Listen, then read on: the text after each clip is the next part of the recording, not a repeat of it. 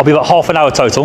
Yeah. I'll be gone. I'll come in and tell you when I'm finished. Oh, go for it. Okay? Yeah. Thank you, man. Just be aware that I might have to come. I'm going to leave it, but if someone else comes and tells me, then I have to come. If you're told to come and speak to me, you do what you've been told to do. Yeah? Thank you. Obviously, don't try and pull the control off me, nothing like that. I'm not gonna do something. But I'll be just there. Yeah, no worries. All right? Thank you very much, mate. It's lawful. Right, no. Come here. Go on. Walk with me. Yeah, sure. Where we Can going? you count? Because I don't want to assume that you're not a numerate. Can you count? Well, Did you launch it from here? no, Where did you launch it from? above there. I'll walk down to here. But you're vertically, it was seen above this spot. So No, the drone's been up there. Probably where we are now. right, okay. Along there. Come here. Go on. Right. What are you showing me? Count. Walk me. 1. Right. Count. 2. What are we counting in meters? Right. I'm going to say. No, I the don't time. know. Go on. I told you that your drone use would be considered a privacy issue to the people in that hotel. I stayed away from the windows. I checked. It doesn't matter whether you stayed away from the window. Of course it matters. You've got a camera that can zoom in. I'm not here to zoom into the window, my friend. I don't and you know that. what you haven't done. The officer storms in, instantly spinning the drone flight into a privacy scare, pointing at hotel windows and imagining risks that don't exist. His case isn't built on fact, but on speculation about what the drone might do. In reality, the auditor carefully avoids private spaces, showing a clear grasp of the legal line. Under UK law, filming from a public area, even with a drone, isn't a privacy breach unless it deliberately targets people in a harassing way. Owning a zoom lens doesn't change that. The officer's worry, while dramatic, is legally hollow, confusing what could happen with what actually happened. Can I show you if you want? I'll show you the video. However, I've also checked the details of what you can do Go on. with a small drone. Yeah. All right? Sure. And you can't go within 50 metres of someone horizontally. There are people in that building. Not true. Well, I'll show you the legislation. I've just looked at the diagram. Scroll down to the bottom, 250 underground. Secondly, what did I tell you Go on. would happen? Is that this would get called in as a security alert. Been in there. I've told them. Stop talking. They had no issue. Stop talking and listen to me. Right? What did I tell you would happen? Is that this would get called into police as a security But it's alert. you're back. Stop talking and listen. You need to speak to your boss, mate. Right. Stop talking and listen. No I problem. don't need to be. Go on, I'll listen to Speak you. to any I'm going to boss. look the research thing up. You Right. talk. Go on. What I told you is that if you launch a drone in this location, I'm going to put it back in the bag. One sec. it's make sure you do. And if it comes out again, honestly, this time there's no mucking around. I'm just for YouTube video. Yeah. The drone part, yeah. Oh, okay. Counter-terrorism unit. Well, I hope. Like I told you. I hope that they know. I hope that they know the legislation a bit better. Right. Because 250 on an underground drone can go any distance from anywhere. Okay. Within reason. What's most alarming is the officer dragging in the counter-terrorism unit without a shred of justification. There's no hint of terrorist activity, no suspicious conduct, nothing that even comes close to meeting the high bar set by Section 43 of the Terrorism Act 2000, which demands genuine suspicion of terrorism. This was a lawful, open drone audit fully within CAA rules, yet the response was blown wildly out of proportion. By escalating in this way, the officer not only overreaches but also risks diluting the credibility of units meant to handle truly serious threats. You have to be safe. Yes.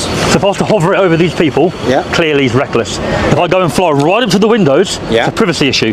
What's the distance that you can go horizontally? There's no distance with a sub 50 metres. There's no distance with a sub 250 gram drone. I've looked it up.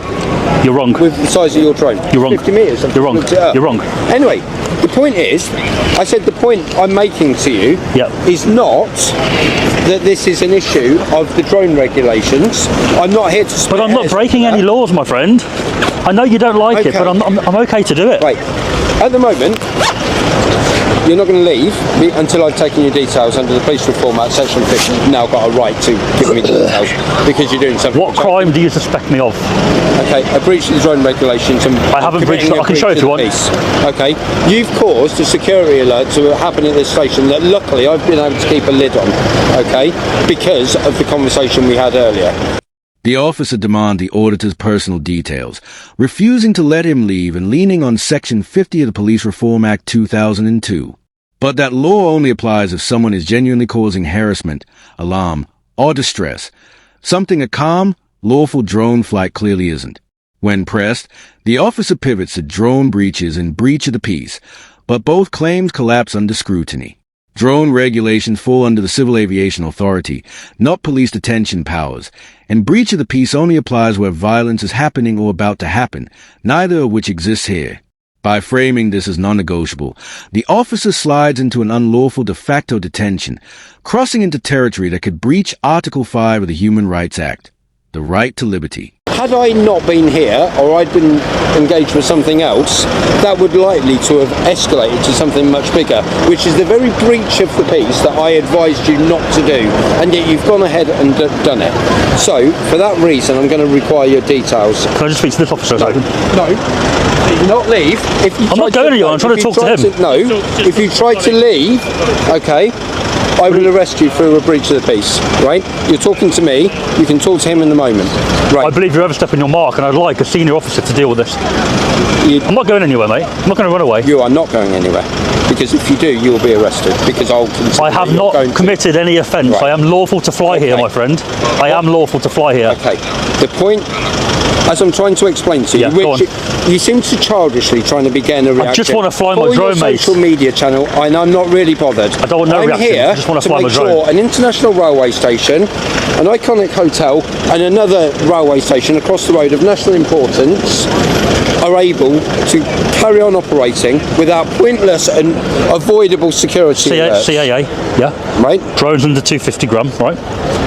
No. Stop. There's no distance. Right. I have not broken any regulations, so you have no suspicion of a crime. The only thing I'm required to give you is the ID on the drone, which links to the registration of the drone. Of the piece. The auditor does exactly what any responsible citizen should. He calmly pulls up the official CAA regulations on his phone and explains that it's operating within the law. Instead of listening, the officer shuts him down, ignoring the rules is meant to enforce and once again hiding behind breach of the peace as a catch-all excuse. But legally, that charge only applies when there's an immediate risk of violence or disorder, as confirmed in our V Chief Constable of Gloucestershire, 2006. Hey, there's no shouting, no crowd, no disturbance, just a drone pilot following national guidelines. By dismissing clear evidence and pressing ahead anyway, the officer's actions shift from ignorance toward willful misconduct. You have done something. I haven't breached the peace. Flying a drone will not breach the peace, officer. I told you that it was likely to create a security alert. But that is not a crime. I've had someone come running into our office going, there's a guy flying drones. Can you come check it out from a security point of of view? Course. Exactly what I predicted would happen. Yeah, but I've came in to tell you what I'm doing. What if it wasn't me that he came to speak to, and it was another officer who goes, oh my God, this could be anything.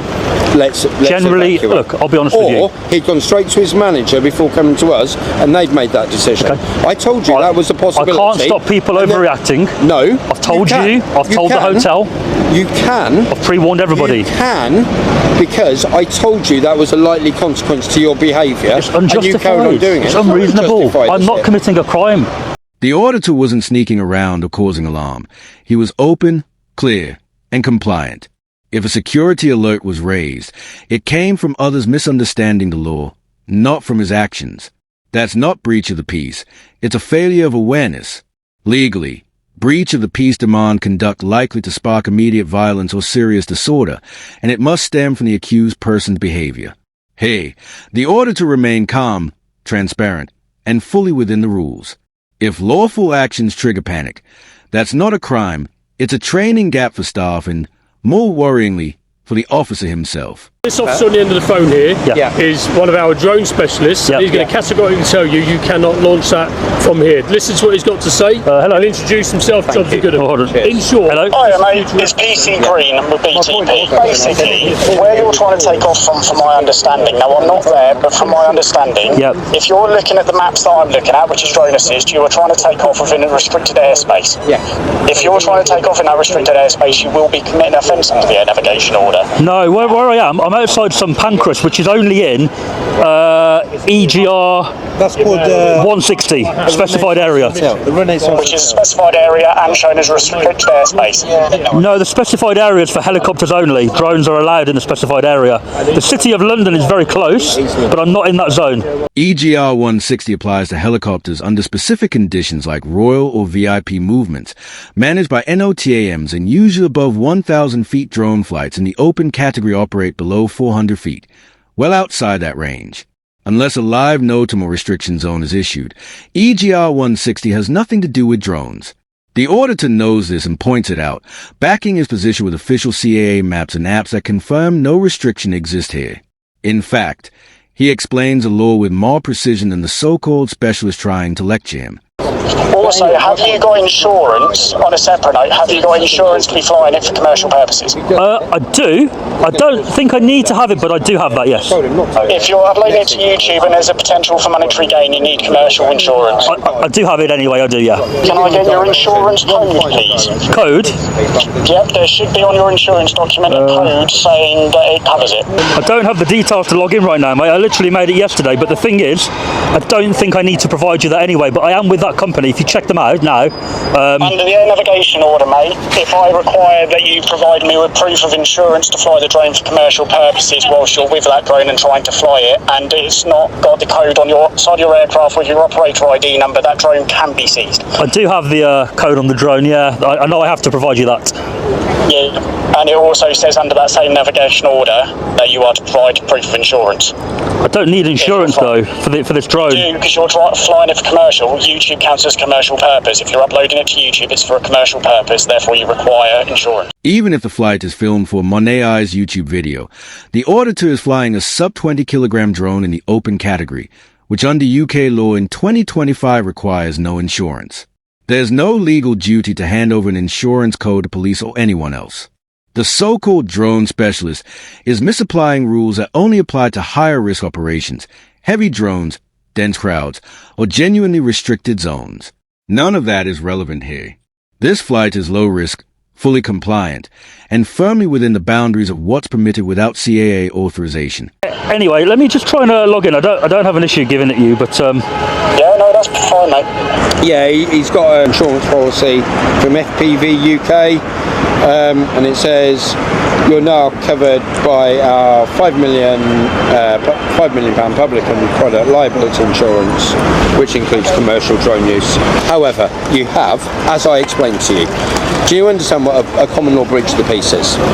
officer, Do you understand? flying a drone illegally No. is not going to cause a breach of the peace. Right. It can't be interpreted as that. Right. Anything that disrupts the normal, unhindered running of society, okay, Me standing there is not doing that. Deliberately, especially when someone knows or ought to have known that would cause a breach, is a breach of the peace. Okay, I've told you specifically, if you fly a drone there, we will have a security alert immediately raised on the Doesn't mean it's station. reasonable. And what has happened? It doesn't matter whether you believe it's reasonable. You guys or not. know now that the drone is legal, so anybody that calls you say, we've checked him out, he's all legit. A breach of the peace, and I've told you the reasons why. With the drone details verified and even an insurance code shown purely out of corporation, the matter should have ended. The drone is legal, the flight is lawful, and every box is checked. Yet instead of backing off, the officer refuses to stand down, pressing harder for personal details and clinging to his shaky claim of a security alert. A security alert outside an iconic hotel, an international rail hub, and another key piece of national infrastructure over the road. It doesn't matter, officer. It does matter, because if they had... Right, I'm not having this conversation with you again. I'm going to demand your details, and then I'm going to direct you to leave the vicinity of the railway station. If you come back, you will be arrested, all right? But you will be arrested if you do not give me your details so that I can record the... I've committed no offence. You've committed a breach of the peace. Are you going to give me your details, or am I going to arrest you? This isn't a thing I'm doing. I think you should call your boss before you arrest me. No, I'm going to. Just before you do. I've advised you not to do something because It would be an unlawful arrest. No, it wouldn't, because I gave you the opportunity not to take the action. You've chosen to do it, knowing that it would be regarded as a breach of the peace. 1 second, I'll show you Are you one going more to thing. give me your details or not? Section 50, Police Reform Act. If you do not give me your details, I am going to immediately arrest you. Are you going to give me your details now? I haven't denied it, have I? I haven't said I won't. Give me your details now. Legally, the officer has no ground to stand on. Section 50 of the Police Reform Act only applies when there's a reasonable belief of antisocial behavior causing harassment, alarm, or distress, none of which exists here. The auditor has broken no law, and that's obvious by this stage. Threatening arrest without lawful suspicion isn't just a misuse of police powers. It risks breaching Article 5 of the Human Rights Act, which protects against unlawful detention. Such overreach doesn't just undermine trust, it exposes both the officer and the force to serious legal consequences. Under threat of arrest, I'll give you the details. Right. Surname, please. Surname? Are you sure you want to do this? Yes, absolutely positive. Yeah, I have no choice. You've committed an offence, I have to take your details. But I'm going to go and commit that same offence now, aren't I? No, you're not. I explained this to you. First name? Daniel. And as I said, before I give you the date of birth, are you 100% sure? Because I will 110% HNK it later. Right. With this whole video. As you've committed a criminal offence, please don't. I have to do appropriate checks. You know the quickest way. Okay. If I haven't. No. I said, you know, I haven't do you know committed an offence. You know, I haven't because I'm about to do it now. I've informed you that you have. So, no, you're going to do something different now. Like I said. Okay. What do you need? Look, I'm not going to be arrested. What's your name? I'll give you the name. What's your... Any middle names? No. Have you got a police record that we can check this against? I don't need to give you that, do I? I don't know. You check. I need to verify that these are genuine. The quickest way, based on my knowledge of how the system works, okay, is to give me your date of birth. If you don't want to give me that, that's fine. Whatever I'm required to give by the law that I think you're overstepping, but whatever you demand, I'll give it to you under threat of arrest. What do you need? I need your name and address, but because you're being really, really cagey about giving it, I require you to give me your date of birth. I'm not being cagey. Because I'm saying it because I feel like you don't want to do it. That is a way. I feel like you don't want to overstep the mark, and I feel like you want to walk away, and you don't want to have a civil claim. That's what I feel, which is why I've said to you, are you sure? I want not to arrest someone. I'm not being cagey. Right. No, but you've been quite... Nothing to hide. Right, give me your name and date of birth then. If you've got nothing to hide... I'm not happy that you've infringed on my rights. I don't require you to be happy. In the end, the officer forces the auditor's details, but only after repeated warnings that is acting outside his powers and opening the door to a civil claim. The auditor stays calm, pointing out that no offense has been committed, and the drone has already been cleared as legal. Yet the officer pushes on, not out of law, but out of pride. The auditor makes it clear he is taking this to HNK solicitors, and rightly so. This wasn't a mix-up. It was a misuse of Section 50, an empty arrest threat, and very likely an unlawful detention. Right. You've done it. I've got to be honest. From what you've shown me of your work with the drones, do you know what? That's got a huge artistic merit. You've wasted today 2 hours of my time, right? Have I? Yeah, because if you just followed my direction, I wouldn't. Had I followed it though, I would have just not flown at all. I'd have walked off. Well, exactly, and that's what I want. And now we've agreed that you can do it elsewhere, different action. I've agreed. Still round here, but I'll be over there, right? Yeah, if you do it here, I will be back and it will be a different story. Can we just clarify, officer? No, 1 second. No, if I'm here. Everything. No, hold on. So you said, as long as I'm off there at the property, yeah? Yeah. I don't want to be. I don't want to have you come back. Trespassing because they said they don't want you here, so you need to leave this place. Just to clarify, you're happy for me to do it, but not anywhere on here. We've explained this to you. I don't want you coming out again. That's all. You know where the zones are on your map from the CIA. So as long as I fly legally, you're okay with it? Obviously, avoid the area around that crane. Do not go on King's Cross Square. Yep. Do not go on this forecourt of this hotel because the management of the hotel have said that they don't want that happening. I've told you. You can let the station know now with your authority. You can say I've checked him out. That's it's all good. Circumstances. Don't worry about it. But do not go over. I've given you. I will tell them that I've given you clear directions not to fly over King's Cross Square, not to fly over St Pancras Square. That's kind of the square at the back. You know, but I lawfully can, but I'm not going to do that. I'm going to stay out here. You can't because I'm telling you, if you do it there, we're going to have security alerts, and that interferes with other people's safety and comfort. So you're not lawfully, just because you've got an intrinsic right to do something, okay? The officer shifts to policing feelings, telling the auditor he can't fly simply because the hotel manager doesn't like it. But personal preference isn't law.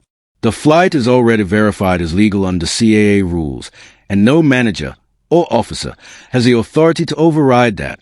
He even tries to diminish the auditor's stance by saying, just because you have a right, as if rights are optional. But that's exactly their purpose, to safeguard lawful actions against being shut down by discomfort or disapproval. I've got security alerts don't trump the law, though. Shout at the top of my lungs. If I went to 1 inch of your eardrum and shouted at the top of my lungs, that would be an assault. Ah, you're getting it.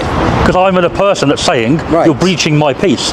Me at 120 metres up there, out of sight of anybody, I'm not doing anything, mate. I saw another drone up there earlier. When I was flying, there was a second drone, by the way. Was there? Yeah. Right. I thought it may have been you guys. I haven't given that person a direct warning, so... I'm just letting you know there was a second drone up there. And you're not the first person to come and do this, but you're the first person to behave as dumb childishly about it. But there you go. I've given you a direct warning. All right. You have a good day. The encounter ends with the officer walking away, not on the strength of law, but through pressure, threats, and ego. His final swipe, calling the auditor childish, says it all, dismissive, unprofessional, and rooted in pride, not policing. From the start, he came in heavy-handed, making baseless legal claims, twisting Section 50, misusing breach of the peace, and leaning on a so-called specialist who couldn't interpret drone law correctly. Every fact was against him. The flight was legal, the airspace unrestricted, the auditor transparent and compliant. Yet instead of backing down, the officer doubled down, policing feelings over facts. Calmly and firmly, the auditor stood his ground, laying out the law while the officer clung to authority. This wasn't policing. It was a power trip, and one likely to end in a civil claim. That's it for today's video. If you enjoyed this breakdown, don't forget to like, comment, and subscribe. And check out DJ's channel in the description.